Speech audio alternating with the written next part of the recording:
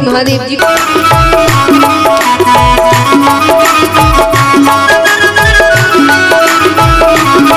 बोलिए शंकर भगवान की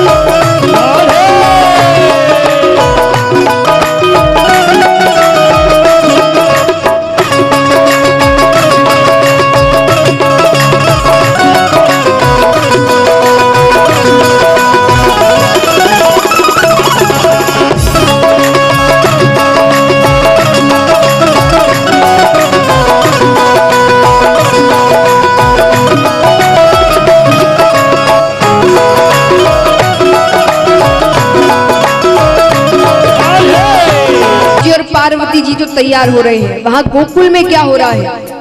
गोकुल में महाराज ठाकुर जी, राधा रानी, ग्वाल बाल, गोपियां सब रास कर रहे हैं।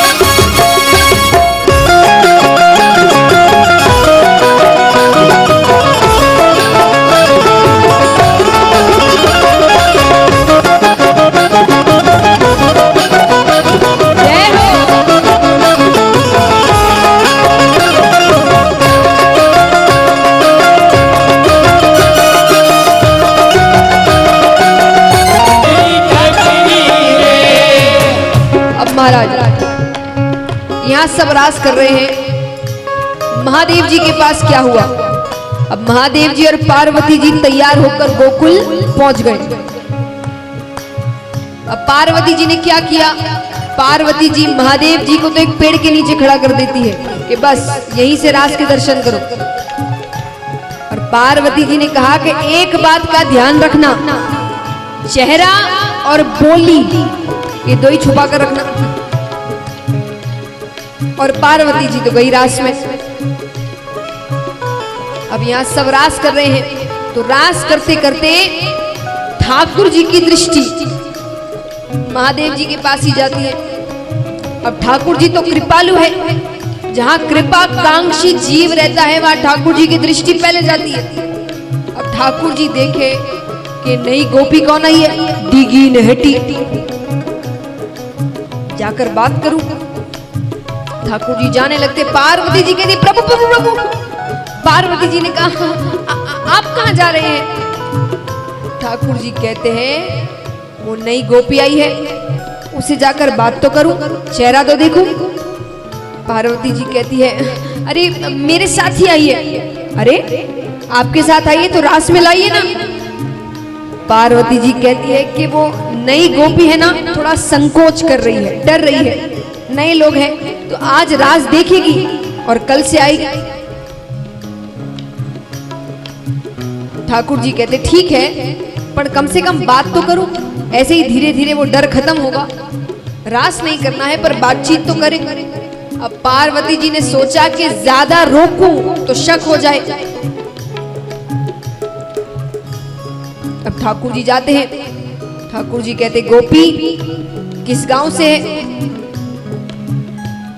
पीछे से पार्वती जी बार बार कह रही है। ठाकुर जी कहते अरे गोपी अपना नाम तो बता, कुछ कह तो सरी, कुछ बोल तो सरी। महादेव जी तो कुछ कह ही नहीं रहे। और महादेव जी बार बार कहे कि ये कह रहा है, बार बार कह तो सरी। और पीछे से पार्वती जी कह रही मैं करूं क्या? अब इतने में ही ठाकुर जी की दृष्टि महादेव जी के पैरों पर जाती है।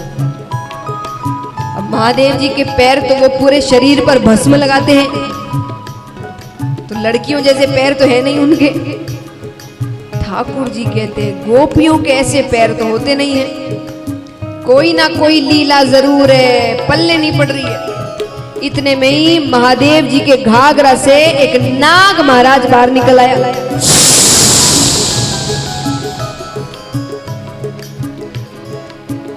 अब इनके दर्शन होने के बाद महादेव जी छिप सकते हैं क्या? एक ही भगवान सांप बिच्छू साथ में लेकर घूमते हैं। ठाकुर जी कहते गोपी आप चेहरा नहीं बता रहे हैं, मुझे चेहरा देखना आता है। और कदम के पेड़ के नीचे जाकर ठाकुर जी ने ऐसी बंसी बजाई, ऐसी बंसी बजाई